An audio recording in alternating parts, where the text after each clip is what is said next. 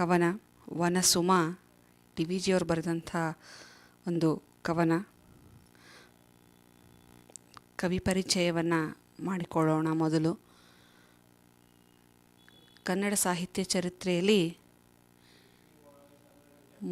ಮಂಕುತಿಮ್ಮನ ಕಗ್ಗ ಅನ್ನುವಂಥ ಕವಿತೆಗಳ ಮೂಲಕ ಪ್ರಸಿದ್ಧಿಯಾದಂಥವರು ಡಿ ವಿ ಜಿಯವರು. ಅಷ್ಟೇ ಅಲ್ಲದೆ ಆಧುನಿಕ ಸರ್ವಜ್ಞ ಅಂತಲೂ ಅವರನ್ನು ಕರೆಯಲಾಗ್ತದೆ. ಡಿ ವಿ ಜಿಯವರ ಪೂರ್ತಿ ಹೆಸರು ದೇವನಹಳ್ಳಿ ವೆಂಕಟರಮಣಯ್ಯ ಗುಂಡಪ್ಪ ಅಂತ.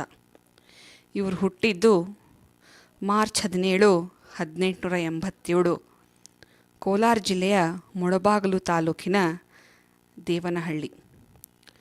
ಶಾಲೆ ಕಲಿತದ್ದು ಕಡಿಮೆ ಆದರೂ ಅವರ ಜೀವನಾನುಭವ ದೊಡ್ಡದು.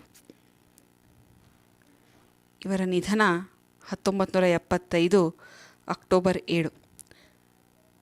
ಕನ್ನಡ ಸಾಹಿತ್ಯ ರಂಗದಲ್ಲಿ ಒಬ್ಬ ಕವಿಯಾಗಿ, ವಿಮರ್ಶಕರಾಗಿ, ಕನ್ನಡದ ಪ್ರಸಿದ್ಧ ಲೇಖಕರಾಗಿ ಗುರುತಿಸಿಕೊಂಡಂಥವರು ಡಿ ವಿ ಜಿಯವರು.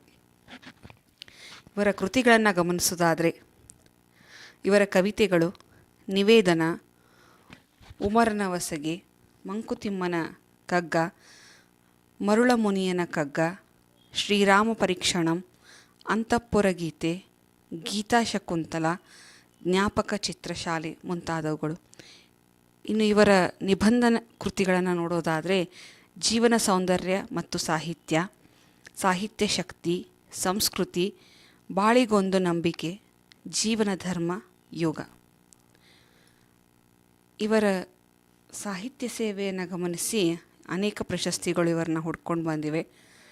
ಡಿ ವಿ ಗುಂಡಪ್ಪನವರು 1932ರಲ್ಲಿ ಮಡಿಕೇರಿಯಲ್ಲಿ ನಡೆದ 18ನೇ ಅಖಿಲ ಭಾರತ ಸಾಹಿತ್ಯ ಸಮ್ಮೇಳನದ ಅಧ್ಯಕ್ಷರಾಗಿದ್ದರು. ಹಾಗೆ 1961ರಲ್ಲಿ ಡಿ ವಿ ಜಿಯವರಿಗೆ ಮೈಸೂರು ವಿಶ್ವವಿದ್ಯಾಲಯದ ಗೌರವ ಡಿಲೀಟ್ ಪದವಿಯನ್ನು ನೀಡಿ ಗೌರವಿಸಲಾಯಿತು. ಇದು ಅವರ ಪತ್ರಿಕೋದ್ಯಮ ಹಾಗೂ ಸಾಹಿತ್ಯಕ್ಕೆ ಸಲ್ಲಿಸಿದ ಸೇವೆಗಾಗಿ. 1967ರಲ್ಲಿ ಶ್ರೀಮದ್ ಭಗವದ್ಗೀತಾ ತಾತ್ಪರ್ಯ ಅನ್ನುವಂಥ ಗ್ರಂಥಕ್ಕೆ ಇವರಿಗೆ ಕೇಂದ್ರ ಸಾಹಿತ್ಯ ಅಕಾಡೆಮಿ ಪ್ರಶಸ್ತಿಯನ್ನು ನೀಡಲಾಗಿದೆ. 1973ರಲ್ಲಿ ಡಿ ವಿ ಜಿಯವರ ಸನ್ಮಾನ ಸಮಿತಿ ಇವರಿಗೆ 1 ಲಕ್ಷ ರೂಪಾಯಿಗಳ ಗೌರವ ಧನವನ್ನು ಸಮರ್ಪಿಸಿತು. ಇದನ್ನು ತಾವೇ ಸ್ಥಾಪಿಸಿದ ಗೋಖಲೆ ಸಂಸ್ಥೆಗೆ ಅವರು ದಾನವನ್ನು ನೀಡ್ತಾರೆ. ಅಷ್ಟೇ ಅಲ್ಲದೆ 1974ರಲ್ಲಿ ಭಾರತ ಸರ್ಕಾರ ಇವರಿಗೆ ಪದ್ಮಭೂಷಣ ಪ್ರಶಸ್ತಿಯನ್ನು ನೀಡಿ ಗೌರವಿಸಿತು. ಪ್ರಸ್ತುತ ಕವನವನ್ನು ಡಿ ವಿ ಜಿಯವರ ನಿವೇದನ ಅನ್ನುವಂಥ ಕವನ ಸಂಕಲನದಿಂದ ಆಯ್ಕೆ ಮಾಡಿಕೊಳ್ಳಲಾಗಿದೆ. ಪದ್ಯವನ್ನು ಗಮನಿಸೋಣ. ವನ ಸುಮದೊಳೆನ್ನ ಜೀವನವು ವಿಕಸಿಸುವಂತೆ ಮನವನ್ನು ಅನುಗೊಳಿಸೋ ಗುರುವೇ ಹೇ ದೇವ. ಡಿ ವಿ ಜಿಯವರು ಕವಿತೆಯನ್ನು ಪ್ರಾರಂಭ ಮಾಡೋದು ಒಂದು ಪ್ರಾರ್ಥನೆ ಮೂಲಕ. ಅವ್ರು ಹೇಳ್ತಾರೆ, ನನ್ನ ಬದುಕನ್ನು ವನಸುಮದಂತೆ ಇರೋ ಹಾಗೆ ಮಾಡುವಂತ ಪ್ರಾರ್ಥಿಸ್ತಾರೆ. ವನಸುಮ ಅಂದರೆ ಕಾಡು ಸುಮ ಅಂತ, ಕಾಡಿನಲ್ಲಿ ಎಲೆ ಮರೆಯಲ್ಲಿ ಅರಳುವಂಥ ಹೂವು ಅಂತ. ಅದರ ಹಾಗೆ ತಾವು ಇರಬೇಕು ಅನ್ನೋದು ಅವರ ಒಂದು ಆಶಯ. ಯಾಕಂದರೆ ಕಾಡಿನಲ್ಲಿ ಅರಳುವ ಹೂವಿನಂತೆ ನನ್ನ ಜೀವನವೂ ಅರಳಬೇಕು ಅನ್ನುವಂಥ ಆಸೆ ಅವರಿಗೆ. ಆ ರೀತಿ ನಾ ಬೆಳೆಯೋದಕ್ಕೆ ನನ್ನ ಮನಸ್ಸನ್ನು ಸಿದ್ಧಗೊಳಿಸು ಗುರುದೇವ ಅಂತ ಬೇಡ್ಕೊಳ್ತಾರೆ. ಕಾಡಿನ ಹೂಗಳು ಯಾಕೆ ಅಂತ ಅನ್ನೋದು, ಅಂದರೆ ವನಸುಮವೇ ಯಾಕೆ ಅಂತ ಬಂದಾಗ, ಕಾಡಿನಲ್ಲಿ ಅರಳುವಂಥ ಹೂವು ಯಾರಿಗೂ ಕಾಣದಿದ್ದರೂ ತನ್ನ ಸುಗಂಧವನ್ನು ವನವೆಲ್ಲ ಪಸರಿಸಿ ಆಹ್ಲಾದವನ್ನು ಉಂಟು ಮಾಡ್ತದೆ. ಅದೇ ರೀತಿಯಾಗಿ ಕವಿ ಹೇಳ್ತಾರೆ, ನಾನು ಯಾರೋ ಕಣ್ಣಿಗೆ ಬೀಳದೇ ಇದ್ದರೂ ನನ್ನ ಕಾರ್ಯವನ್ನು ಯಾರಿಗೂ ಗೊತ್ತಾಗದೆ ಅದರ ಫಲ ಎಲ್ಲರಿಗೂ ಲಭಿಸಲಿ ಅನ್ನುವಂಥ ಸದಾಶಯವನ್ನು ಈ ಸಾಲುಗಳ ಮೂಲಕ ಹೇಳ್ತಾರೆ. ಅಂದರೆ ನಾನಿದ್ದೇನೆ ಅನ್ನೋದು ಗೊತ್ತಾಗದಿದ್ದರೂ ಸಹ ನಾನು ಮಾಡಿದಂಥ ಕೆಲಸದಿಂದ ಎಲ್ಲರಿಗೂ ಫಲ ಸಿಗಬೇಕು, ಆ ರೀತಿ ನನ್ನ ಮನಸ್ಸನ್ನು ಸಿದ್ಧಗೊಳಿಸುವಂಥ. ಯಾಕಂದರೆ ಒಂದು ಸಣ್ಣ ಕೆಲಸವನ್ನು ಮಾಡಿದರೆ ನಾವು ಎಷ್ಟೋ ಪ್ರಚಾರವನ್ನು ಪಡ್ಕೋತೀವಿ. ಅಂಥದ್ರಲ್ಲಿ ನಾವು ಮಾಡಿದಂಥ ಕೆಲಸದಿಂದ ಬೇರೆಯವರಿಗೆ ಲಾಭ ಆಗಬೇಕೇ ಹೊರತು ಅದರಿಂದ ನಾನು ಏನೋ ದೊಡ್ಡ ಸಾಧನೆ ಮಾಡಿದೆ ಅಂತ ಅಹಂಕಾರ ಪಡಬಾರ್ದು. ಅದಕ್ಕೋಸ್ಕರ ಆ ವನಸುಮ್ಮದ ಹಾಗೆ ನನ್ನ ಮನಸ್ಸನ್ನು ವಿಕಾಸ ಮಾಡು ಅನ್ನುವಂಥ ಮಾತನ್ನು ಹೇಳ್ತಾರೆ. ಅದು ಎಲ್ಲೋ ಎಲೆಮರೆಯಲ್ಲಿ ನಿಂತ್ಕೊಂಡು ಆ ಪರಿಸರಕ್ಕೆ ಸುವಾಸನೆಯನ್ನು ಕೊಡೋ ಹಾಗೆ ನಾನು ಯಾರು ಅಂತ ಗೊತ್ತಾಗದೇ ಇದ್ರೂ ಪರವಾಗಿಲ್ಲ, ನಾನು ಮಾಡುವ ಕೆಲಸಗಳು ಜನರಿಗೆ ಉಪಯೋಗವಾಗಬೇಕು ಅನ್ನುವಂಥದ್ದನ್ನು ಹೇಳ್ತಾರೆ. ಮುಂದುವರೆದು ಹೇಳ್ತಾರೆ, ಗುರುವೇ ಹೇ ದೇವ ಅನ್ನುವಂಥದ್ದು. ಇಲ್ಲಿ ಗುರುವೇ ಹೇ ದೇವ ಅನ್ನುವಂಥದ್ದು ನಮ್ಮ ಭಾರತೀಯ ಸನಾತನ ಸಂಸ್ಕೃತಿಯಲ್ಲಿ ಗುರುವಿಗೆ ಒಂದು ಮಹತ್ವದ ಸ್ಥಾನವನ್ನು ಕೊಡ್ತೇವೆ. ಯಾಕಂದರೆ ನಮಗೆ ಸನ್ಮಾರ್ಗವನ್ನು ತೋರಿಸುವಂಥವನು, ಮಾರ್ಗವನ್ನು ತೋರಿಸುವಂಥವನು ದೇವರು ಮತ್ತು ಗುರು. ಆದ್ದರಿಂದ ಏನು ಅಂತಂದರೆ ಇಲ್ಲಿ ಆ ಗುರುವಿಗೆ ದೇವರ ಸ್ಥಾನವನ್ನು ಕೊಡೋದ್ರಿಂದ ಆ ಗುರುವೇ ಅಂಥ ಸದ್ಬುದ್ಧಿಯನ್ನು ನನಗೆ ಕೊಡಲಿ ಎನ್ನುವಂಥ ಮಾತನ್ನು ಹೇಳ್ತಾ ಗುರುವೇ ಹೇ ದೇವ ಅಂತ ಇಲ್ಲಿ ಸಂಬೋಧನೆಯನ್ನು ಮಾಡ್ತಾರೆ ಡಿ ವಿ ಜಿಯವರು. ಮುಂದಿನ ಒಂದು ಸಾಲುಗಳು, ಜಗಕ್ಕೆ ಸಂತಸವೀವ ಘನನು ನಾನಿದೆಂಬ ಎಣಿಕೆ ತೋರದೆ ಜಗದ ಪೊಗಳಿಕೆಗೆ ಬಾಯ ಬಿಡದೆ. ಮನುಷ್ಯನಿಗೆ ನಾನು ಅನ್ನುವಂಥ ಅಹಂಕಾರ ಸಾಕಷ್ಟಿರ್ತದೆ. ಈ ಜಗಕ್ಕೆ ಸಂತೋಷವನ್ನು ಕೊಡುವ ಅಥವಾ ಉಪಕಾರ ಮಾಡುವ ಘನತೆಯೆಲ್ಲ ನನ್ನದೇ, ನಾನು ಅನ್ನುವಂಥ ಮನೋಭಾವನೆ ಅಥವಾ ಅಹಮ್ಮು ಇರ್ತದೆ. ನಾನು ಮಾಡಿದ ಕೆಲಸದಿಂದ ನನ್ನನ್ನು ಜಗದ ಜನರೆಲ್ಲ ಹೊಗಳಬೇಕು ಅನ್ನುವಂಥ ಆಸೆ ಸಹಜವಾಗಿ ಮನುಷ್ಯನಿಗೆ ಇರ್ತದೆ.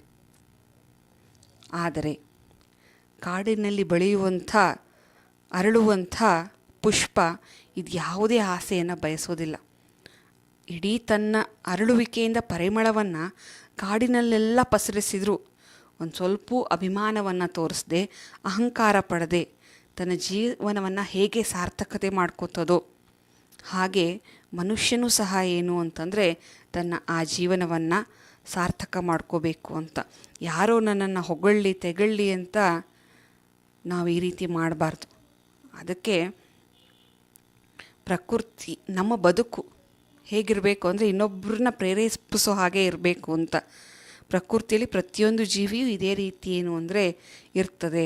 ಆದರೆ ಮನುಷ್ಯ ಮಾತ್ರ ಈ ಹೊಗಳಿಕೆ ತೆಗಳಿಕೆ ಅನ್ನುವಂಥ ಅಹಂಕಾರಕ್ಕೆ ಬಲಿಯಾಗ್ತಾನೆ ಅಂತ.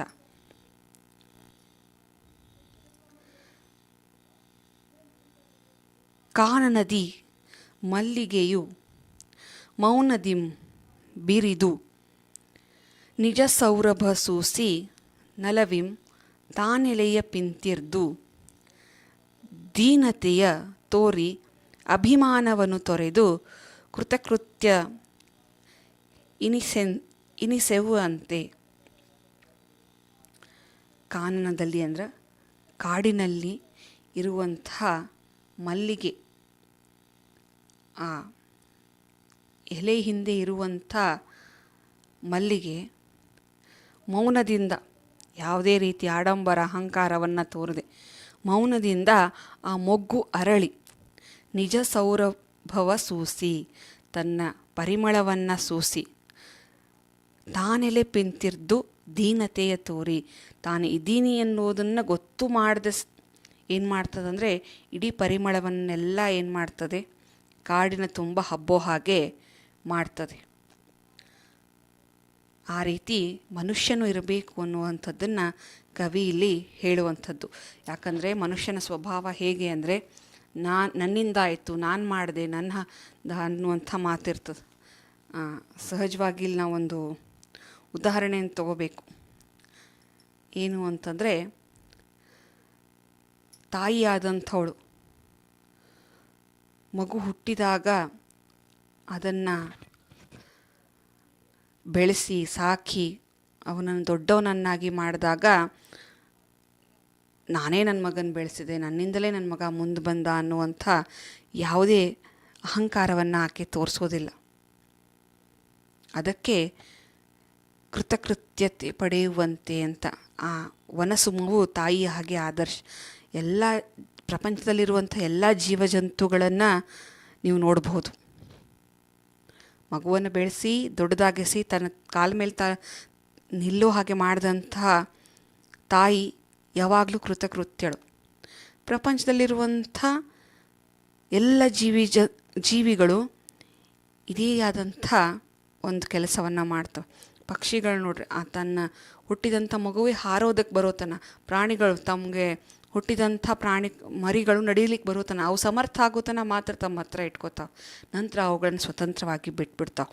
ನಾನು ಹುಟ್ಟಿಸಿದೆ, ನನ್ನಿಂದ ಇದು ಬೆಳೀತು ಅನ್ನುವಂಥ ಅಹಂಕಾರವನ್ನು ತೋರೋದಿಲ್ಲ, ಅಥವಾ ನನ್ನಿಂದ ಆಯಿತು ಅಂತ ಅಹಂಕಾರವನ್ನು ತೋರೋದಿಲ್ಲ. ಹಾಗೆ ಈ ವನಸುಮವು ಕೂಡ ನನ್ನಿಂದ ಈ ಕಾಡಲ್ಲೆಲ್ಲ ಪರಿಮಳ ಉಂಟಾಯಿತು ಅಂತ ಹೇಳಿ ಅದು ಅಹಂಕಾರ ಪಡೋದಿಲ್ಲ. ದಾರಿ ಹೋಕರಿಗೆ ಪರಿಮಳವನ್ನು ಮಾತ್ರ ಬೀರ್ತದೆ. ತಾನು ಅವರಿಗೆ ಕಾಣದಿದ್ದರೂ ಅಹಂಕಾರವನ್ನು ತೊರೆದು ಹೂವು ತನ್ನ ಬದುಕನ್ನು ಸಾರ್ಥಕಗೊಳಿಸ್ತದೆ. ನಮ್ಮ ಬದುಕಿನಲ್ಲೂ ಹಾಗೆ ಈ ರೀತಿ ಜೀವಿಸಿದ ವ್ಯಕ್ತಿಗಳನ್ನೇ ನಾವು ಗುರುತಿಸಬೇಕು ಅಂತ. ಅದರಲ್ಲಿ ನಮ್ಮ ತಾಯಿ ಒಬ್ಬಳು ಅಂತ. ಎಷ್ಟು ನಮಗಾಗಿ ಶ್ರಮವನ್ನು ಪಡ್ತಿರ್ತಾಳೆ, ಆದರೆ ಎಂದೂ ತನ್ನ ಕಷ್ಟ ನೋವುಗಳನ್ನು ತೋರಿಸ್ಕೊಡೋದಿಲ್ಲ. ಅದಕ್ಕೆ ಮನುಷ್ಯ ಆ ಕಾಡಿನಲ್ಲಿರುವ ಸುಮದ ಹಾಗೆ ಅಹಂಕಾರವನ್ನು ಪಡೆದೆ ನನ್ನಿಂದ ಆಯಿತು ಅಂತ ಹೇಳದೇನೆ ಏನು ಮಾಡಬೇಕು ಅಂದರೆ ತನ್ನ ಬದುಕನ್ನು ಸಾರ್ಥಕ ಮಾಡ್ಕೋಬೇಕು ಅನ್ನುವಂಥದ್ದನ್ನು ಕವಿ ಡಿ ವಿ ಜಿ ಅವರಿಲ್ಲಿ ಹೇಳ್ತಾರೆ. ಉಪಕಾರಿ ನಾನು ಎನ್ನುವ ಪ್ರಕೃತಿಯು ಜಗಕ್ಕೆಂಬ ವಿಪರೀತ ಮತಿಯನ್ ಉಳಿದು ವಿಪುಲಾಶ್ರಯವನ್ನೀವ ಸುಫಲ ಸುಮಭರಿತ ಪಾದಪದಂತೆ ನೈಜ ಮಾದೊಳಿಲ್ ನಿಮ್ ಬಾಲ್ವವೋಳ್. ಮನುಷ್ಯ ತಾನು ಮಾಡುವಂಥ ಕೆಲಸ, ನಾನು ಜನರಿಗೆ ಜಗಕ್ಕೆ ಉಪಕಾರ ಮಾಡ್ತಾ ಇದ್ದೀನಿ ಎನ್ನುವಂಥದ್ದನ್ನು ಜಂಬ ತೋರಿಸ್ತಾನೆ. ವಿಪರೀತ ಮತಿಯನ್ನು ನೋಡೋದು, ಈ ಜಗತ್ತು ನಡೀತಾ ಇರೋದು ನನ್ನಿಂದ ಅಂದರೆ, ಯಾಕಂದರೆ ಉಳಿದೆಲ್ಲ ಪ್ರಾಣಿ ಪಕ್ಷಿಗಳು ಪ್ರಕೃತಿಗೆ ಹೊಂದಿಕೊಂಡು ಏನು ಅಂದರೆ ತಮ್ಮ ಬದುಕನ್ನು ನಡೆಸ್ತಾವೆ. ಅದರ ಮನುಷ್ಯ ಮಾತ್ರ ತನ್ನ ವಿಪರೀತ ಬುದ್ಧಿಯಿಂದ ಪ್ರಕೃತಿಯ ಮೇಲೆ ಸವಾರಿ ಮಾಡುವಂಥವನಾಗ್ತಾನೆ. ಅದಕ್ಕೇನು ಅಂದರೆ ಅಂಥ ಅಹಂಕಾರವನ್ನು, ಅಹಮ್ಮನ್ನು, ಜಂಬವನ್ನು ಬಿಟ್ಟು ತನ್ನ ಅತಿಯಾದಂಥ ಬುದ್ಧಿ ಪ್ರದರ್ಶನವನ್ನು ತೋರಿಸ್ದೆ ಅಂಥ ಎಲ್ಲ ಅಹಂಭಾವನೆಗಳನ್ನು ಮನಸ್ಸಿನಿಂದ ಅಳಿಸಿ, ಹೇಗೆ ಪಶು ಪಕ್ಷಿಗಳು ಎಲ್ಲರಿಗೂ ಆಶ್ರಯವನ್ನು ನೀಡ್ತಾ, ಹೇಗೆ ಹೂವು ಸುಮಗಳು ಅಥವಾ ಮರಗಳು ಸವಿಯಾದ ಹಣ್ಣುಗಳನ್ನು ನೀಡ್ತಾ, ತಾನು ಬಿಸಿಲಲ್ಲಿ ಸುಡ್ತಾ ಇದ್ದರೂ ತನ್ನ ಆಶ್ರಯಕ್ಕೆ ಬಂದವ್ರಿಗೆ ತಂಪಾದ ನೆರಳನ್ನು ಕೊಡುವಂಥ ಪಾದಪದಂತೆ, ಪಾದಪ ಅಂದರೆ ಮರ ಅಥವಾ ವೃಕ್ಷ ಅಂತ ಹೇಳಿ, ಆ ವೃಕ್ಷದಂತೆ ನೈಜವಾಗಿ ಬದುಕಬೇಕು ಅನ್ನುವಂಥದ್ದನ್ನು ಹೇಳ್ತಾರೆ. ನಾವು ಮಾತ್ರ ಅಹಂಕಾರ ಪಡ್ತಾ ಜಂಬವನ್ನು ತೋರ್ತಾ ಬದುಕ್ತೀವಿ. ಅದಕ್ಕೆ ನಾವು ಜಗತ್ತಿನಲ್ಲಿರುವಂಥ ಎಷ್ಟೋ ವಸ್ತುಗಳ ಹಾಗೆ, ಉದಾಹರಣೆಗೆ ಏನು ಅಂದರೆ ಎಲ್ಲರಳು ಒಂದಾಗಿ ಎಲೆಮರೆ ಕಾಯಿಯಂತೆ, ತಾಸುಟ್ಟು ಲೋಕವ ಬೆಳಗುವ ಸೂರ್ಯನಂತೆ, ದೀಪ ಸೊಡರಿನಂತೆ ನಮ್ಮ ಬಾಳು ಏನು ಅಂದರೆ ಬೆಳಕಾಗಬೇಕು. ಅಂಥ ಉಪಯುಕ್ತವಾದಂಥ ಬದುಕನ್ನು, ಆ ಹೂವಿನಂತೆ ಇರುವ ಬದುಕನ್ನು ಏನು ಅಂದರೆ ನಮಗೆ ಕೊಡು, ಅಂಥ ನೈಜ ಬಾಳನ್ನು ನಮಗೆ ಕೊಡು ಅನ್ನುವಂಥದ್ದನ್ನು ಹೇಳ್ತಾರೆ. ಹೇಗೆ ವನದಲ್ಲಿರುವ ಪುಷ್ಪ ತನ್ನ ಸುಮವನ್ನು ಬೀರ್ತದೋ, ಹೇಗೆ ಮರ ನಾನೇ ಮಾಡಿದೆ ಅನ್ನುವಂಥ ಅಹಂಕಾರವಿಲ್ಲದೆ ನೆರಳನ್ನು, ಹಣ್ಣನ್ನು, ಹೂವುಗಳನ್ನು ಕೊಡ್ತದೋ, ಅದೇ ಥರನಾಗಿ ಮನುಷ್ಯನೂ ಸಹ ನಾನು ಮಾಡೀನಿ, ನನ್ನಿಂದಾಗಿದೆ ಅಂತ ಅಹಂಕಾರವನ್ನು ಪಡೆದೆ